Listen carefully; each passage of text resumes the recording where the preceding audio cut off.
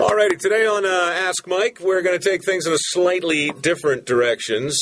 Questions will still be posed and asked long distance via our good friend Meyer. How's it going, Meyer? It's going great, Mike. Hey, that's super. The twist today is all the questions are going to come from the same person, and her name is, what's her name? Heather. Heather. And the reason for this is because Heather works for an organization that I'm a fan of called, what are they called? American Hiking Magazine. The American Hiking Magazine. And so they wanted to do an interview with me, and I thought, well, if I'm going to do an interview, I might as well do it on this camera and get Meyer involved, because as you may or may not know, he really has nothing at all to do with his days. Is that correct, Meyer?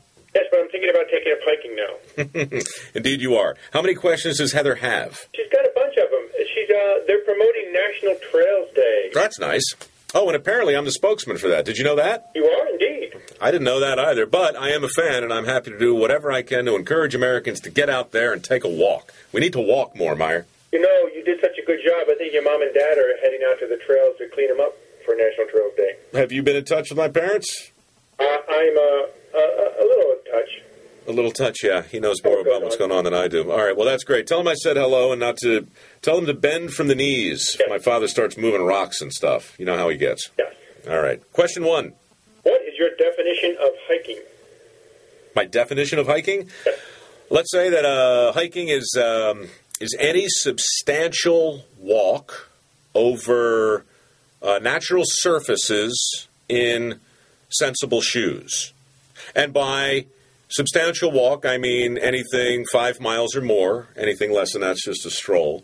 By natural surfaces, I mean dirt or rock or anything that's not man-made. And by sensible shoes, of course, I mean anything with a tread and some support, something you would never think to polish or wear to the theater. So if I walk to the corner for a pint of Ben & Jerry's, that's not a hike? It's not a hike. That's a walk or a stroll. Gotcha. Right. Who or what instilled your love of the outdoors? Who or what instilled my love of the outdoors?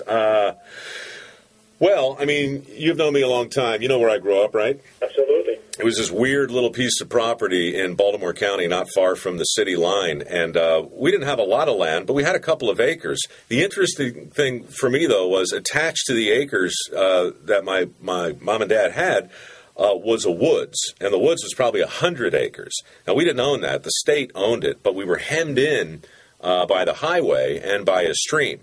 And so we had some horses growing up, right? And we had some other animals. So I thought I was Huck Finn until I was about 12 because there were babbling brooks, you know, and there were just long stretches of heavily wooded area and endless trails and paths back there. And so for as long as I can remember, like when you're 6 years old, wandering through 100 acres somewhere behind your house, you know, for all you know, you're in Pikes Peak. In truth, we were only a mile or so from the city line, but that's a long way of saying that my earliest memories and my fundamental affection for the great outdoors began when I was a wee lad wandering into the infinite recesses of my parents' backyard. Did you ever get lost on a hike? I've been lost in almost every state, and I have been lost as a kid on my own in my own backyard. The only time I got scary lost on a hike was on the Appalachian Trail. I was about 20. And I was with some older friends, and it started to snow, and we were in the northern Pennsylvania part of the trail, and you know, if you've been on the Appalachian Trail, you know that the trees are marked, you know, with different colors. You would know this, Meyer, because you've never left your home. But out on the trail, they're different trails, and we were on the white trail. And, of course, in the snow, you know, all the white marks on the trees become completely covered. So we got off the trail, we got hopelessly turned around, and we just decided to kind of bivouac. You know, it was dark. We didn't even bother to set up a tent. We just kind of dug some, you know, a little hole in the snow and put our bags down and slept tight on this slight little ridge. Well, that night, one of the most horrifying things happened. It sounded and looked like the end of the world was upon us. Out of nowhere, like at 3 a.m, came this indescribable sound and this giant bright light. And what we had done is wander basically to a railroad track. We didn't see the track. It was up on top of the embankment, and we were sleeping not 5 feet from it. And this train went by. It was a passenger train, probably 50 miles an hour. And I woke up screaming, at the top of my lungs, but couldn't even hear the sound of my scream because it was drowned out by the train. What do you think of that? Wow. That was your own little Stand By Me adventure. It really was, except we weren't standing, we were sleeping, and it was an adventure. It was a horror show, and there wasn't much conversation. There was just blind hollering. But other than that, it was just like it. Exactly. Next question. If you were on the trail for a week, what one item could you not live without? That's a good question. I know that I'm probably supposed to say like a knife or a compass or some other Boy Scout thing. But the truth, for me, I couldn't live without moleskin. You even know what moleskin is? Not a clue. Moleskin is you probably know what it is. You're hikers. It's a picture a Band-Aid, only thicker, and the back is adhesive, of course, and it's what you put over a blister. It's like a second skin. And this stuff, I mean, I'm not really prone to blisters, but one time on another hike, somewhere, I think it was also on the Appalachian Trail. I've had dismal luck on the Appalachian Trail. But I got a blister on the back of my ankle. I had new boots, and I wasn't wearing the right socks. And this thing, I mean, it's really pathetic how hobbled you can get by a blister. You know, I mean, it can really, it's like a gunshot. You just can't touch it or any of the area around it. And I basically had to bail out of the hike, and I wound up, it's such a long story, but I wound up knocking on someone's door for help. I was looking for a phone. And it was so weird. Have you heard of Musselman's, the guys that make the applesauce? Yeah. The guy whose door I knocked on, he was in a trailer, and he worked for Musselman. And he had a phone, and I used his phone, and he asked me if I wanted something to eat. And I said, yeah, as a matter of fact, I'm starving, and I'm limping. And he opens up his cabinets, and they're filled, with like 80 containers of applesauce. Was he Old Man Musselman's kid? I don't even know what that means. Wow. So where does the moleskin come into this? If I had moleskin, I could have put it on my blister and continued the hike, rather than bail out, go to a trailer, knock on the door, and meet a hillbilly who was very kind, but in no position to feed me anything other than Musselman's applesauce. Gotcha. Moleskin. Don't leave home without it. So what's your favorite place to hike and get outdoors? Look, I've been very lucky. I've had occasion to hike all over the country. You know, I've been to all the obvious places. You know, Yosemite. I've been through Bryce Canyon. I've been all through Canyon Country. I've been to Yellowstone. I've been to the Grand Canyon. My favorite hikes actually are hikes that I do for the very first time, because you don't know what's around the corner.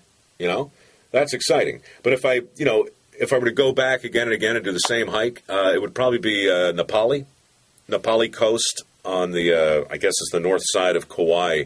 You know, you probably don't know this, Meyer, because you've never left your home. Oh. But the Sierra Club will rate trails for their beauty and their difficulty.